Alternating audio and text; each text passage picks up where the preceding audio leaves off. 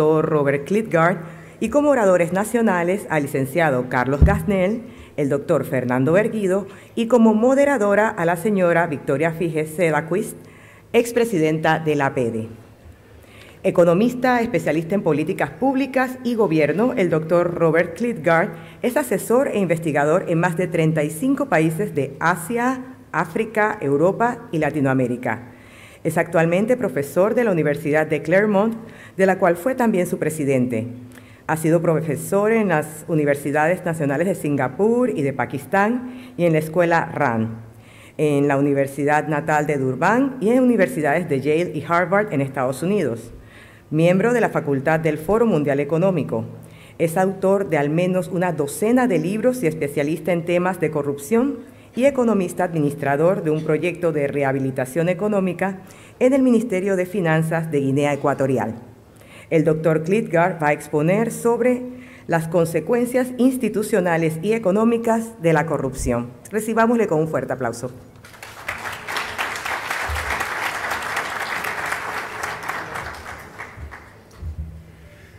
Muy buenos días.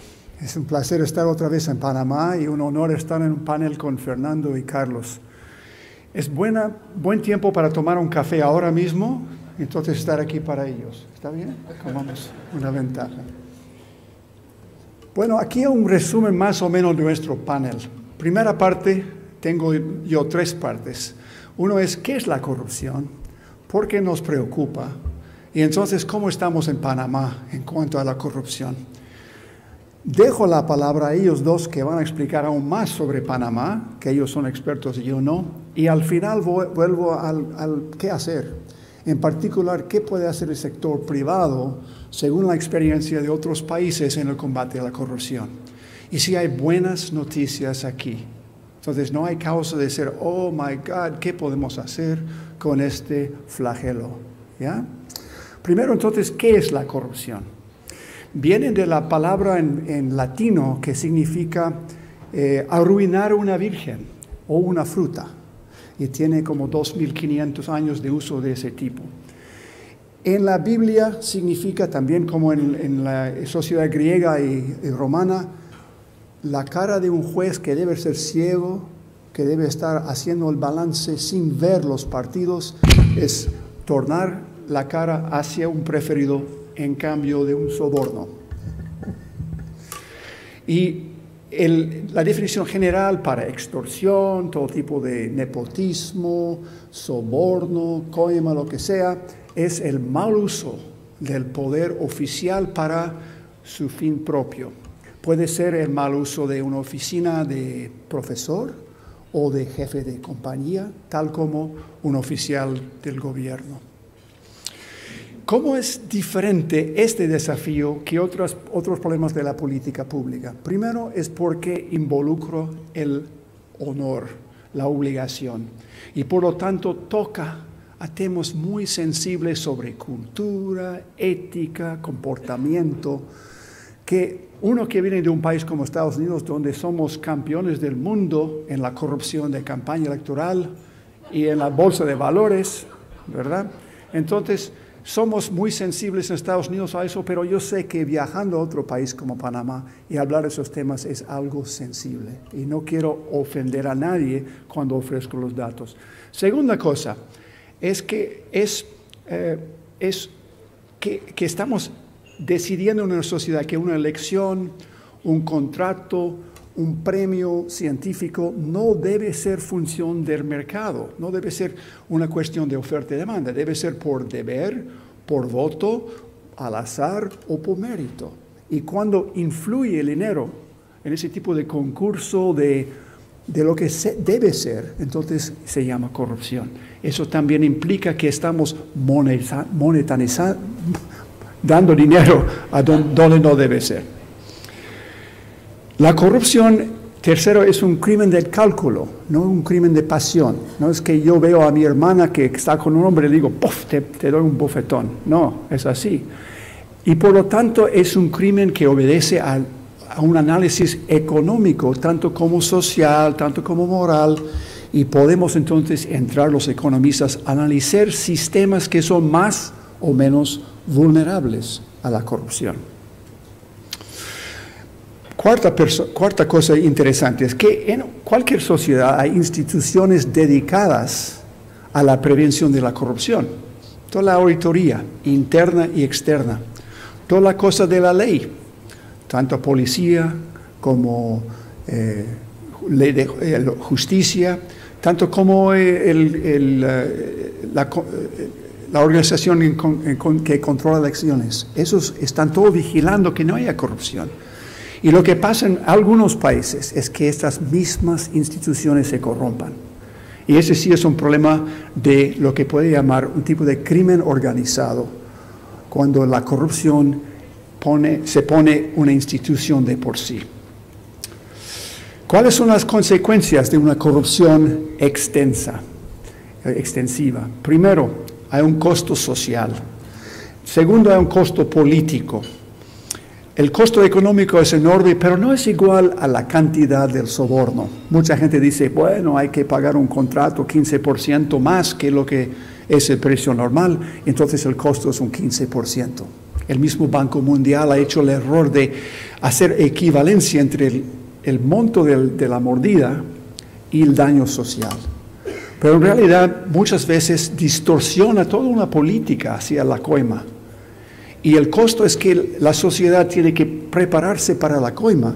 El negociante, que en China, por ejemplo, gasta un 20% de su tiempo en cultivar relaciones con el gobierno, está malgastando su tiempo en vez de cortar costos, buscar mercados y mejorar la calidad. Y esa distorsión es lo que frena una economía. Inversión y crecimiento. Cuando haya más corrupción, los modelos causales demuestran que hay menos inversión y que cada dólar de inversión tiene un multiplicador en cuanto a crecimiento menos, cuanto más corrupción hay.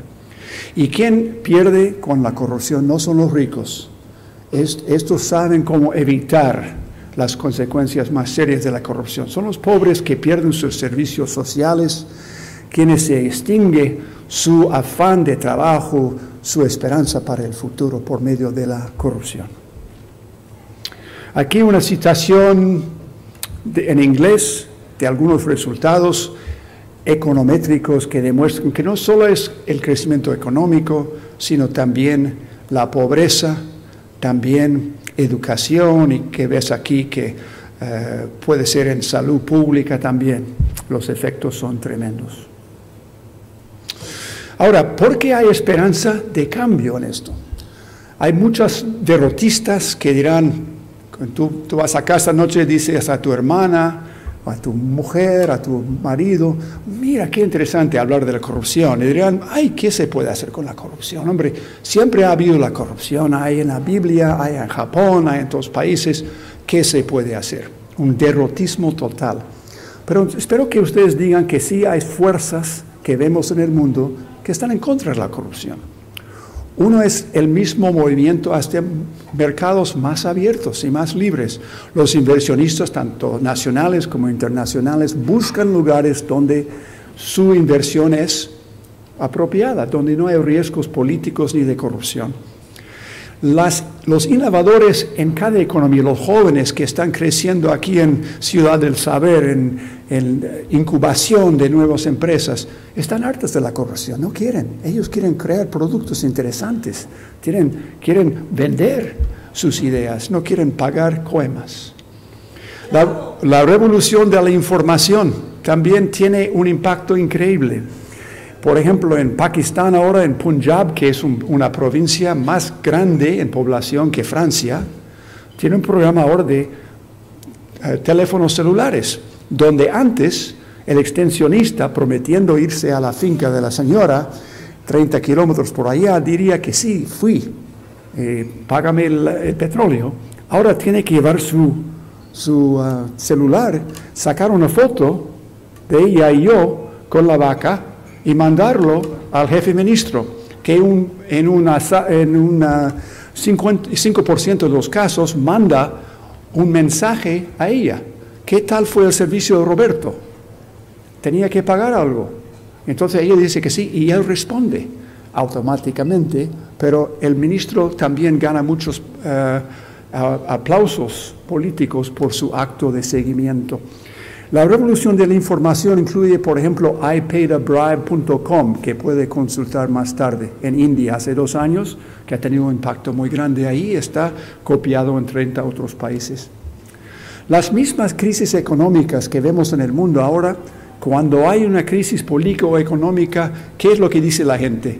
Estamos en contra del abuso del poder, tanto en Ucrania como en Egipto, como en Turquía, como en muchos países, y cada elección que ahora hay en Afganistán, Indonesia, India, acá, cada elección tiene como tema 1, 2 o 3, cómo podemos mejorar la calidad del gobierno.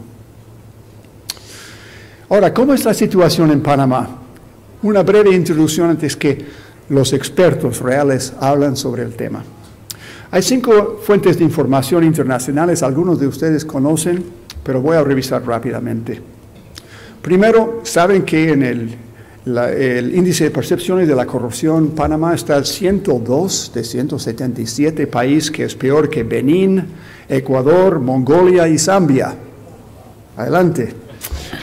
Doing Business, 2014, 11 diferentes variables, número 55, que es peor que Tunisia, Kazajstán y Ruanda.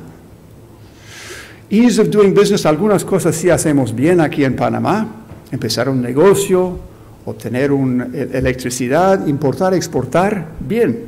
Pero fíjese esto, entre 185 países, resolver problemas de insolvencia, enforzar contratos y facilidad de pagar impuestos, estamos entre los peores del mundo.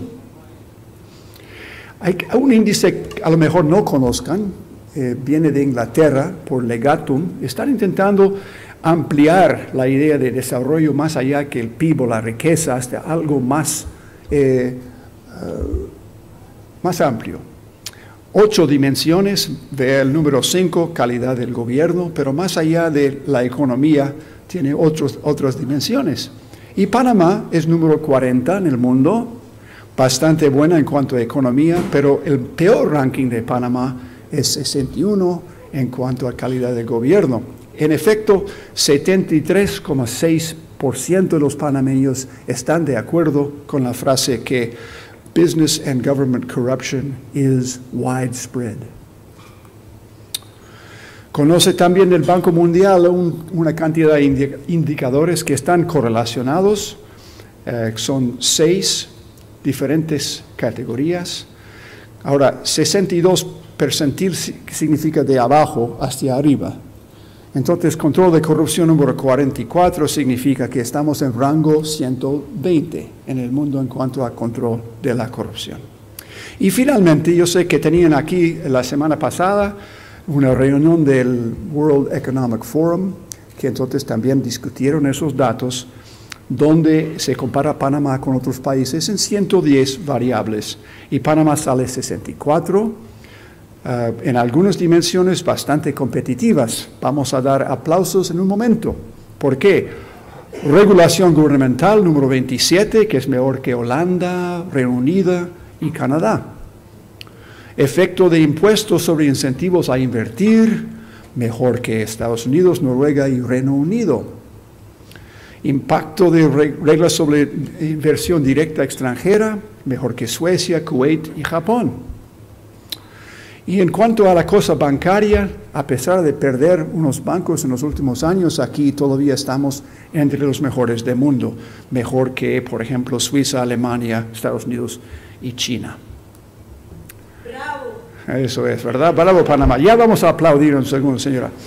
Inversión directa del extranjero y transferencia de tecnología, número 3 en el mundo, es la pregunta exacta aquí abajo. Fuerza de auditoría y patrones de reportaje financiero, mejor que Francia, Estados Unidos y Dinamarca. Y calidad de la infraestructura. Estamos mejorando cada año la infraestructura. Está mejor que Australia, Irlanda y Chile. Entonces, mejor que Estados Unidos, con este ingreso per cápita, Francia y Suecia, en total, mejor que estos países en alguna dimensión u otra. Entonces, ¿cuál es el PIB per cápita de Panamá? Hay diferentes maneras de calcular según, por ejemplo, si estamos ajustando para el valor de la bolsa típica, pero para compararlo exactamente con esos datos es un poco menos de 10,000. Mientras tanto, el mediano de los países que estamos ganando una dimensión u otra es 46,000. Entonces, he invitado a nuestro amigo que decir, entonces, ¿qué pasa? Si estamos tan buenos, ¿qué pasa? Pues aquí hay otras dimensiones que merecen la atención. Diversiones de fondos públicos, número 86 del mundo, peor que Azerbaiyán, Malawi y Camboya. No es buena compañía. Confianza en los políticos, 94, peor que Sierra Leona, Rusia y Senegal. Pagos irregulares y coimas, peor que Namibia y Kazajstán. Costos a la empresa del crimen y la violencia, 116 en el mundo, peor que Kirguistán, Bolivia y Mozambique. Prácticas éticas de las empresas, 61, peor que Laos y Kazajstán. Favoritismo en decisiones del gobierno, 88, peor que Nicaragua, Suazilandia y Tanzania. Independencia del sector judicial, 118, peor que Zimbabue y Pakistán. ¿O no? Panamá peor que esos países con su PIB per cápita indicado. Si queremos entender por qué no estamos a $46,000 con todos los factores económicos y las ventajas que tenemos al lado positivo, es porque en cuanto a la gobernación, en alguna otra dimensión estamos peores que esos países muy pobres y muy corruptos. Cuando preguntan a la gente en el Global Competitiveness Report cuáles son los factores principales en contra de la inversión, hacer el negocio en Panamá, número 1, mano de obra con insuficiente educación. Pero número 2 y 3, mire qué son. Ineficiente administración pública y corrupción. Y la diferencia entre los tres es pequeña. Entonces, las implicaciones, entonces voy a dar la palabra, así que alerto, Carlos. Las implicaciones son estas. Primero, noticias en verde, muchas ventajas, luz verde para Panamá.